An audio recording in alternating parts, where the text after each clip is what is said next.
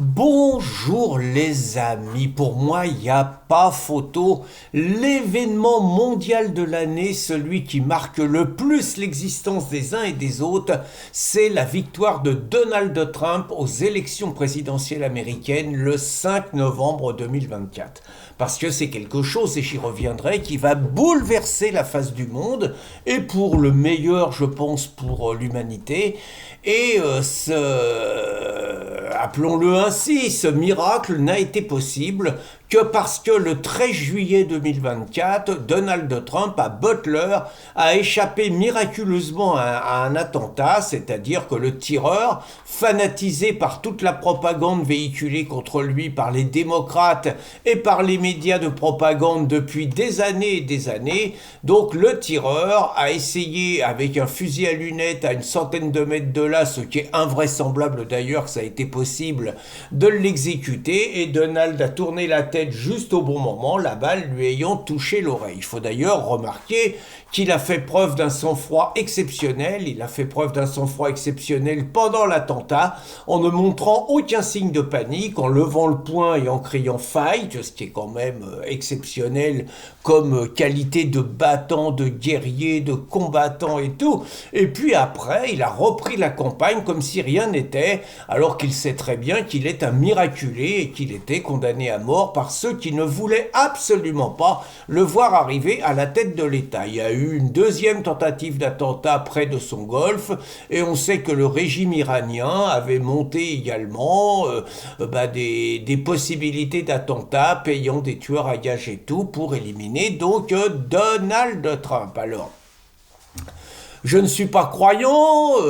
j'ai une relation apaisée avec le catholicisme, mais je sais que Donald Trump, qui affirmait déjà très fortement sa foi, depuis cet incident, depuis cette tentative d'assassinat, est sans doute le chef de l'État qui assume le plus possible, sans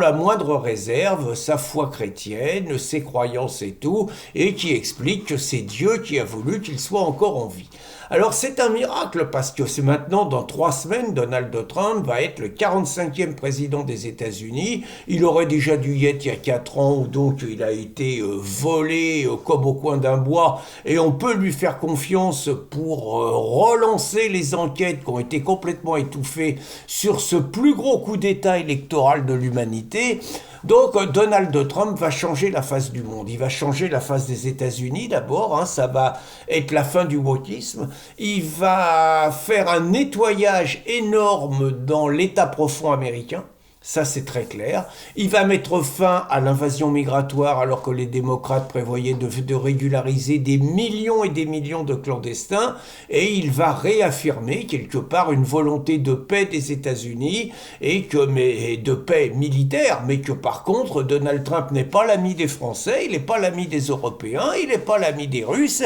Il a été élu par les Américains, il est là pour faire la politique au service des Américains. Mais malgré tout, elle sera moins grave que celle de Biden. Et bien évidemment, l'exemple que va donner Donald Trump au monde entier, notamment les économies dans le fonctionnement du budget de l'État et l'éradication du wokisme, la lutte contre l'immigration, la détermination au service de son pays, vont avoir forcément des répercussions très importantes dans tous les pays occidentaux, dans tous les pays européens, et je l'espère en France. Donc, bonne réussite à Donald Trump, on attend tous le 20 janvier avec impatience, et puis encore merci à ceux, le Seigneur ou d'autres, je sais pas, qui ont permis que Donald soit encore en vie, car je préfère ne pas imaginer ce que serait le monde et l'humanité aujourd'hui si Donald Trump avait été assassiné le 13 juillet 2024. Bonne journée les amis.